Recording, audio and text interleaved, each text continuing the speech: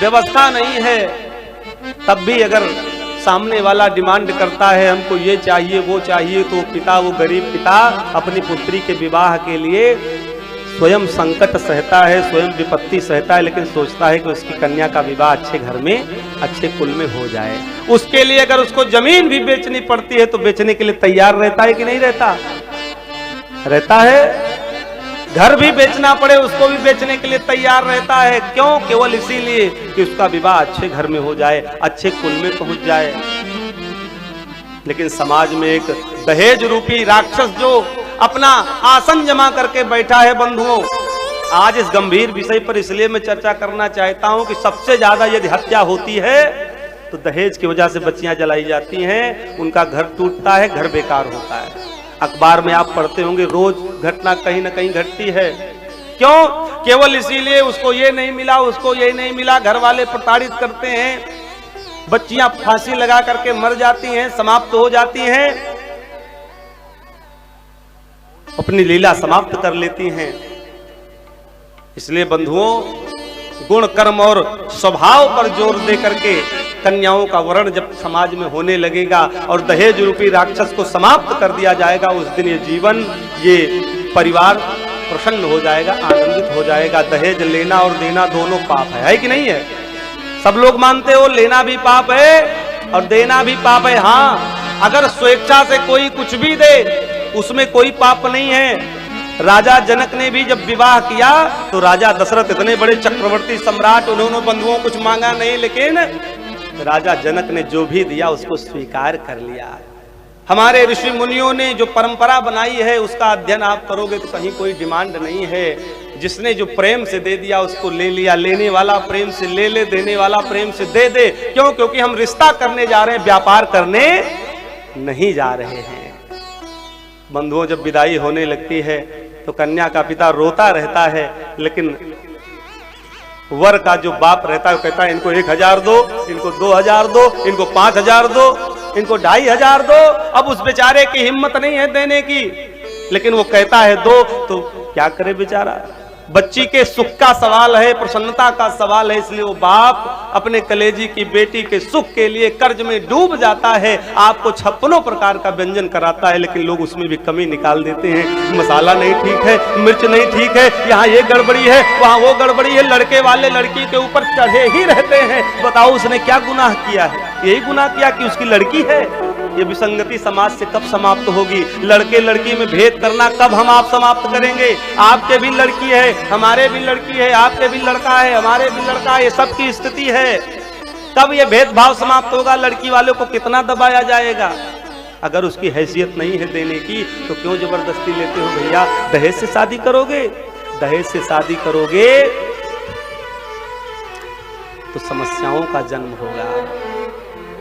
लेकिन वो पिता अंदर ही अंदर रो लेता है। माता पिता के नेत्रों में 2 ही बार आंसू आते हैं। कब? बेटा मुंह मोड़े तब, बेटी घर छोड़े तब। वज्र जैसा हृदय रखने वाला पिता भी जिस दिन बेटी घर छोड़ के जाती है रोने लगता है, और पढ़ा लिखा के बड़ा किया जिस बेटे को अगर उसने मुंह मोड़ लिया तो पिता के भी नेत्र में, मां के नेत्र में अश्रु आ जाते हैं भैया। इसलिए समाज की पीड़ा बता रहा हूं, समाज की पीड़ा बता रहा हूं। ये दहेज प्रथा जड़ से समाप्त होनी चाहिए। और जब आप लोग सहयोग करोगे, आप लोग इसको समाज में प्रसारित करोगे कि स्वेच्छा से देना लेना ठीक है, लेकिन डिमांड करके देना लेना बिल्कुल नहीं ठीक है। एक बच्ची का विवाह एक गरीब पिता ने घर में कर दिया किसी सुयोग्य बालक से। लड़का पढ़ने लिखने वाला था, सरकारी नौकरी मिल गई। लड़की गरीब परिवार से, घर वाले कहने लगे दहेज लेकर के आओ नहीं तो हम छोड़ देंगे तुमको। बेटी को पता था कि बेटी को पता था कि पिताजी ने घर गिरवी रख करके मेरी शादी की है, मेरा विवाह किया, इसलिए वो फोन नहीं करती थी पिता के पास। घर वाले, उसके सास ससुर, उसका पति यही टार्चर करे, मैं अध्यापक बन गया हूँ, मैं मास्टर बन गया हूँ और तुम गांव की लड़की हो, तुम्हारे पिता ने कुछ दहेज नहीं दिया है, फ्री में शादी कर लिया, हम तुमको रखेंगे नहीं, पिता से बता दो। लेकिन बेटी सासू के हाथ जोड़ के कहती, सासू माँ ऐसा है कि हम पोछा भी लगा देंगे, कपड़े भी साफ कर देंगे, नौकरानी की तरह रहेंगे, लेकिन हमारे पिता से कुछ ना कहो। उनकी हैसियत देने की नहीं है। मैं जानती हूँ, मुझसे जो काम कराना चाहो करा लो, मैं सब करने के लिए तैयार हूँ। घर वाले नहीं मानते। एक दिन पिताजी लेने आए, बेटी रोने लगी, पिता के गले से लग के। पिता ने कहा, बेटी क्या बात है? अरे पिताजी कुछ नहीं, नहीं बताओ क्या बात है। घर लेकर के आया तो माँ के सामने बेटी रोने लगी। माँ ने कहा, बेटी क्या बात है? बेटी ने कहा, दहेज मांगते हैं। ठीक है बेटी, अगर दहेज मांगते हैं तो मेरा कंगन रखा है सोने का, इसको ले जाओ और इसको गिरवी रख करके बेच करके दहेज दे दो। नहीं माँ, अगर आज दहेज दे दोगी कल और मांगेंगे, परसों और मांगेंगे। मेरा परिवार है, मैं उसको सजा लूंगी, संवार लूंगी, बना लूंगी, आप परेशान न हो, ठीक हो जाएगा। पिता को समझाते, पिता ने कहा, नहीं बेटी, मैं सब कुछ करने के लिए तैयार हूँ। नहीं, मैं सब करने के लिए तैयार हूँ, तुम्हें तकलीफ ना हो। बेटी ने समझा बुझा करके मैटर को वही शांत कर दिया। और जब घर पहुंची अपने घर, तो सबसे पहले सास ने कहा, ससुर ने कहा, दहेज लेकर के आई हो? गई थी? उसने कहा, नहीं लाई हूं, मिला नहीं। तब तुम्हारा कुछ नहीं हो सकता। और इतना क्रोधित हुई कि उसको मारने लगी। उसको रस्सियों से ननद ने, सास ने, उसकी नंद ने, सास ने, सबने मिल करके उसको बांध दिया। बंधुओं, रस्सियों से बांध दिया, हाथ में छुरा लेकर के उसके शरीर पर वार करना प्रारंभ कर देती हैं। ये सच्ची घटना है, अखबार में पढ़ा था, सहारनपुर की। उसकी आंखों में चाकू से आंखें फोड़ देती हैं, शरीर को गोद देती हैं, मिट्टी का तेल जला देती हैं, शरीर को बुरी तरीके से घायल कर देती हैं। वो अपनी पीड़ा किससे कहे, वो अपना दर्द किससे कहे? इस पीड़ा को, इस दर्द को जो दहेज रूपी राक्षस बैठा है, जब ये समाप्त हो जाएगा तो गरीब घर की बेटियां भी अच्छे घर में जाना प्रारंभ हो जाएंगी। गरीब की बेटी अच्छे घर इसीलिए नहीं जा पाती क्योंकि उसका पिता दहेज नहीं दे सकता, उसके पिता के पास पैसे नहीं है, उसके पिता के पास व्यवस्था नहीं है, इसलिए वो गरीब के घर में ही ढूंढता है शादी विवाह हो जाए। पैसे वालों का विवाह पैसे वालों के यहाँ होता है क्योंकि उनको पैसे से ही प्रेम है, वो पैसे से ही प्रेम करते हैं। हम इतना देंगे, हम उतना देंगे, और लोग भी तोड़ते चले जाते। वो इतना दे रहे थे, आप इतना दे रहे हो, वो इतना कर रहे थे, आप इतना कर रहे हो।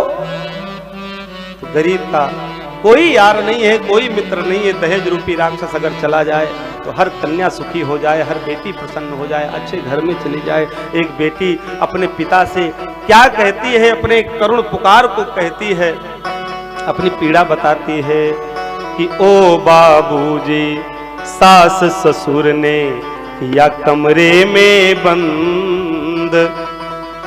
ओ बाबूजी, सास ससुर ने किया कमरे में बंद। तब तक तेल की टंकी लेकर आई छोटी नंद, हाथ में दिया सलाई, पिया ने आग लगाई। हाथ में दिया सलाई, पिया ने आग लगाई। ओ बाबूजी, सास ससुर ने या कमरे में बंद। ओ बाबूजी, सास ससुर ने या कमरे में बंद। तब तक तेल की टंकी लेकर आई छोटी नंद, हाथ में दिया सलाई, पिया ने आग लगाई। हाथ में दिया सलाई, पिया ने आग लगाई।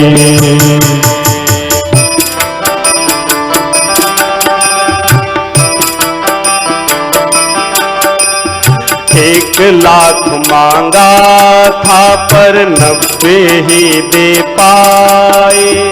1 लाख मांगा था पर 90 ही दे पाए। रुपए शेष बचे 10 अब तक ना दे पाए। रुपए शेष बचे 10 अब तक ना दे पाए। रुपए शेष बचे 10 अब तक ना दे पाए। रुपए शेष बचे 10 अब तक ना दे पाए।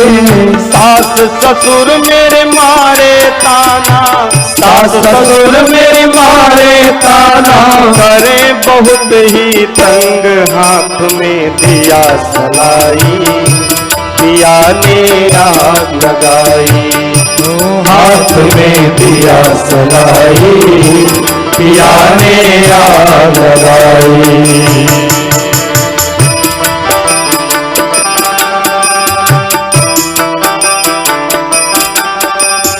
टीवी फ्रिज और गाड़ी यार ससुर ने मांगी। टीवी फ्रिज और गाड़ी सास ससुर ने मांगी। पिता ने मेरे घर बेचा पर गाड़ी दे नहीं पाई। पिता ने मेरे घर बेचा पर गाड़ी दे ना पाई।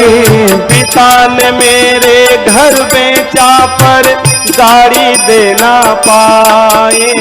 पिता ने मेरे घर बेचा पर गाड़ी दे नहीं पाई। देवर के तानों को सुनकर, देवर के तानों को सुनकर हुई बहुत ही तंग, हाथ में दिया सलाई, पिया ने आग लगाई। हाथ में दिया सलाई, पिया ने आग लगाई।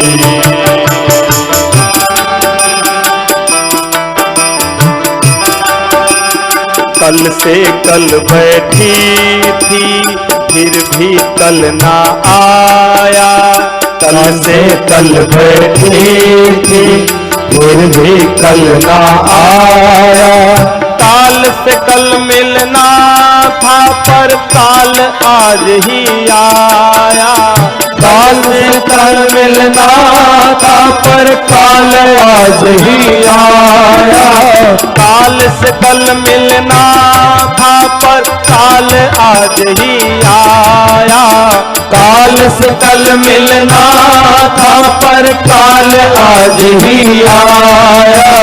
रोज रोज के तानों से, रोज रोज के तानों से, रोज रोज के तानों से, रोज रोज के तानों से हुई बहुत ही तंग। हाथ में दिया सलाई, पिया ने आग लगाई।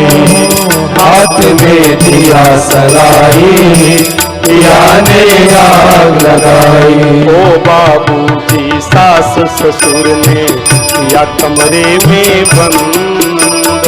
ओ बाबूजी सास ससुर ने या कमरे में बंद। तब तक तेल की टंकी लेकर आई छोटी नंद। हाथ में दिया सलाई, पिया ने आग लगाई। हाथ में दिया सलाई, पिया ने आग लगाई। हाथ में दिया सलाई, पिया ने आग लगाई। हाथ में दिया सलाई, पिया ने आग लगाई। टीवी फ्रिज और गाड़ी मेरे सास ससुर ने मांगी। पिता ने मेरे घर बेचा पर गाड़ी दे नहीं पाई। देवर के तानों को सुनकर हुई बहुत मैं तंग। हाथ में दिया सलाई, पिया ने आग लगाई। हाथ में दिया सलाई, पिया ने आग लगाई। समाज की सबसे बड़ी पीड़ा है बंधुओं, जब सास ससुर ने, पति ने, ननद ने मिल करके उस बच्ची को मार दिया, बेरहमी से जला दिया, तब फोन करते हैं बेटी वाले के पास, ऐसा है जल्दी से आ जाओ तुम्हारी बेटी बड़ी बीमार है। वो पिता सोचता है कुछ गड़बड़ जरूर हो गई है। माँ के माता पिता दोनों भागे भागे आते हैं, देखते हैं एक तरफ धुआं उठ रहा है। उन लोगों ने कहा उन दोनों के आने से पहले इसकी चिता को मुखाग्नि दी जाए, सब समाप्त हो जाए ताकि वो जान न पावे। बता देंगे बीमार हो गई थी इसलिए मर गई। माता पिता पहुंच गए, मेरी बेटी कहाँ है? बेटी तो बीमार थी, प्राण निकल गया, इसलिए शमशान घाट में लोग ले गए हैं, जला दिए हैं, जलाने का प्रबंध कर रहे हैं। दौड़ा दौड़ा गया, वो माँ दौड़ी दौड़ी गई, देखी चिता पे लिटाई गई थी बेटी। नहीं नहीं, मैं देखूंगी अपने बेटी को। और जैसे चिता के पास गई, लकड़ी को हटाया तो देखा उसकी दोनों आंखें निकाल ली गई थी, उसके शरीर पर घाव थे, उसका शरीर पहचानने में नहीं आ रहा था। बंधुओं, इतनी विडंबना समाज के राक्षस, दहेज रूपी राक्षस ने एक कन्या को, एक बेटी को, सुशील बेटी को दहेज की वजह से समाप्त कर दिया। कि दहेज रूपी राक्षस जब तक समाज में जीवित है तब तक बेटियां सुखी नहीं हो पाएंगी। कोई डॉक्टर बन गया, कोई इंजीनियर बन गया तो इतना डिमांड कर देता है, इतना मांग लेता है कि पिता बेचारा ऐसे ही टूट जाता है। इतनी व्यवस्था करने के बाद में बेटी दे रहा है, कलेज का टुकड़ा दे रहा है, बताओ और क्या दे? सब कुछ तो दे दिया। कन्यादान महादान है। हमारे शास्त्रों में बड़े बड़े राजा महाराजाओं का विवाह हुआ, उन्होंने कुछ मांगा नहीं, उन्होंने कुछ कहा नहीं, क्योंकि जो कन्यादान करता है वो कन्यादान सबसे बड़ा दान होता है। उस दान के बाद किसी दान की गिनती नहीं होती है। उसने अपने कलेजे का टुकड़ा बिना विचारे तुमको दे दिया, बताओ और क्या दे? कोई 10-20 लाख दे भी देगा, भैया कितने दिन रखोगे, कितने दिन संभालोगे? खाना पीना तो अपने ही कमाई से है कि दहेज की कमाई से खाओगे? उसी से तुम्हारा काम अब तक चल रहा है। ये पीड़ा बता रहा हूं समाज की, देखता हूं। इसीलिए अगर वक्ता नहीं बोलेगा इस विषय पर तो कौन बोलेगा? हमारे अखिलेश दुबे भैया बैठे हुए हैं। आपके यहाँ भी भागवत जी का दिव्य कथा हुई, वहां भी मैंने बात कही। आप तमाम गणमान्य लोग बैठे हुए हैं। अगर समाज में ऐसी विसंगतियां हैं तो ये दूर होनी चाहिए और दहेज की वजह से किसी सुशील कन्या का विवाह रुकना नहीं चाहिए। बुद्धिजीवी लोग जाकर के उस चीज को व्यवस्थित करें, सुसंगठित करें, दहेज की वजह से किसी का विवाह न रुके। सुखदेव जी महाराज कहते हैं, परीक्षित, भगवान का दिव्य विवाह। भीष्मक महाराज को चिंता है, परेशानी है कि विवाह करना है, लेकिन अब